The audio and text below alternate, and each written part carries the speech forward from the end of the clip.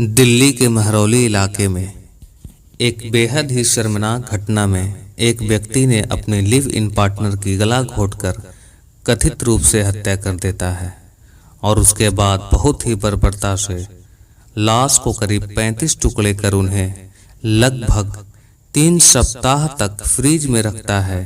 फिर एक के बाद एक कर उन्हें दिल्ली शहर के अलग अलग इलाकों में फेंक देता है।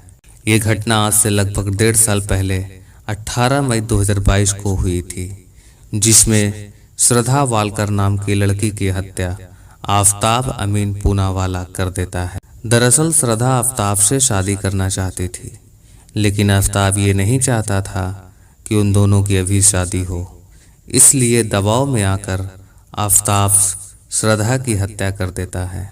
श्रद्धा नाम की एक लड़की की मुलाकात आफताब नाम के एक लड़के से होती है और ये मुलाकात इतना खास होता है कि दोनों में दोस्ती हो जाती है। फिर और अधिक चाहत बढ़ने लगती है। फिर पता ही नहीं चलता और ये दोस्ती एक दिन प्यार में बदल जाता है। प्यार इतना गहरा हो चुका था कि दोनों साथ जीने और मरने की कस्में खा चुके थे। जब ये बात श्रद्धा के परिवार वालों को पता चला कि श्रद्धा एक आफताब नाम के लड़के से प्यार करती है, उसी से शादी भी करना चाहती है, तो उसके परिवार वालों ने श्रद्धा के इस फैसले का विरोध किया और श्रद्धा को यह समझाया कि वो आफताब से दूर रहे। लेकिन कहते हैं ना कि मोहब्बत जब परवान चढ़ती है तो किसी की भी नहीं सुनती है, और हुआ भी यही। वो दोनों परिवार ही क्या शहर ही छोड़ दिए और लिव इन में रहने लगे। लेकिन एक दिन उसके ही आशिक आफताब श्रद्धा की जान का दुश्मन बन जाता है और बेरहमी से श्रद्धा की हत्या कर देता है। ये मौत इतनी भयावह थी कि जो भी सुनता है वो कुछ देर के लिए शर्म सा जाता है। पुलिस ने अब तक इस हत्याकांड में जितने भी खुलासे किए हैं वो बेहद चौंकाने वाली है। जब पुलिस आफताब से पूछताछ करती है तो आफताब कई खुलासे करता है। वो बताता है उसने ही श्रद्धा को मारा है। वो बताता है उसने श्रद्धा के लाश को 36 टुकड़ों में तब्दील किया था। वो बताता है उसने टुकड़ों को फ्रिज में रखा था ताकि बदबू से बचा जा सके, और ये फ्रिज भी श्रद्धा के लाश को ठिकाना लगाने के लिए ही खरीदा जाता है। और फिर रात में 2 बजे उन टुकड़ों को शहर के अलग अलग जगहों पर फेंक देता है। आफताब इतना शातिर था कि पहले उसने लाशों को ठिकाना लगाने के लिए फ्रिज खरीदी, फिर उसने सेंट का भी इस्तेमाल किया ताकि आसपास के लोगों को इसकी भनक तक न लगे। इस हत्या का खुलासा श्रद्धा के मौत के 6 महीना बाद होता है और नवंबर 2022 में आफताब को गिरफ्तार कर लिया जाता है।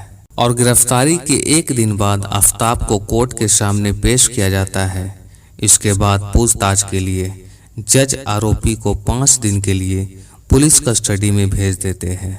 श्रद्धा और आफताब की पहली मुलाकात 2019 में मुंबई के एक कॉल सेंटर में हुई थी। फिर दोनों की यहीं से दोस्ती शुरू होती है। फिर ये दोस्ती धीरे धीरे प्यार में बदल जाता है।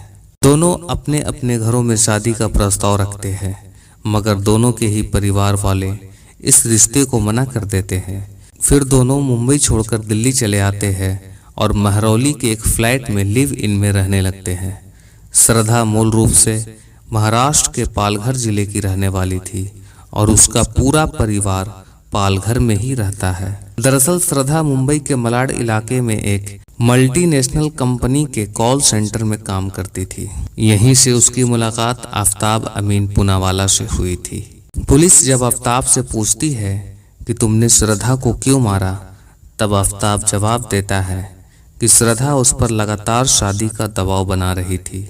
वह हर दिन बस एक बात की जिद करती थी कि शादी कर लो। इस बात को लेकर हर दिन दोनों के बीच काफी झगड़ा भी होता था।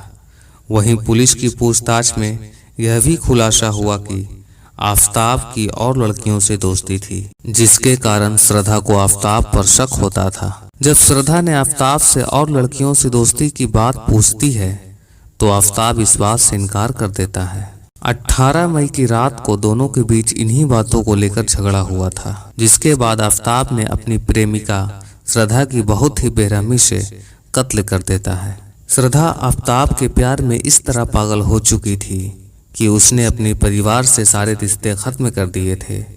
वो ना तो अपने माता पिता से कभी भी मिलती थी, यहाँ तक कि वो फोन पर बातचीत भी नहीं करती थी। लेकिन श्रद्धा अपने क्लासमेट लक्ष्मण के कांटेक्ट में थी और उसके निजी जिंदगी में जो कुछ भी उठापटक चल रही थी, इसकी सारी जानकारी वो लक्ष्मण को देती रहती थी। श्रद्धा सोशल मीडिया पर भी काफी एक्टिव रहती थी और आए दिन वो अपनी तस्वीरें शेयर करती रहती थी।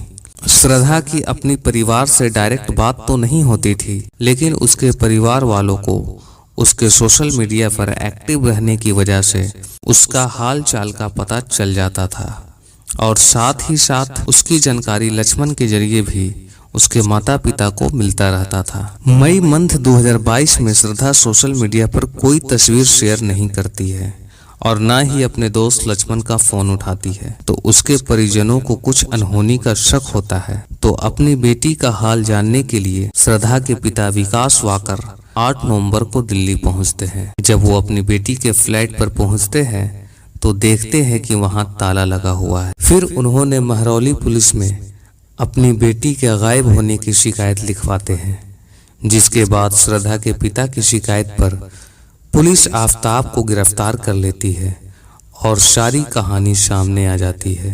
ये सच्ची घटना बताने का मेरा उद्देश्य सिर्फ यही था कि आप जहां भी रहे सावधान रहे और सुरक्षित रहे और साथ ही साथ अपनों का भी ख्याल रखें।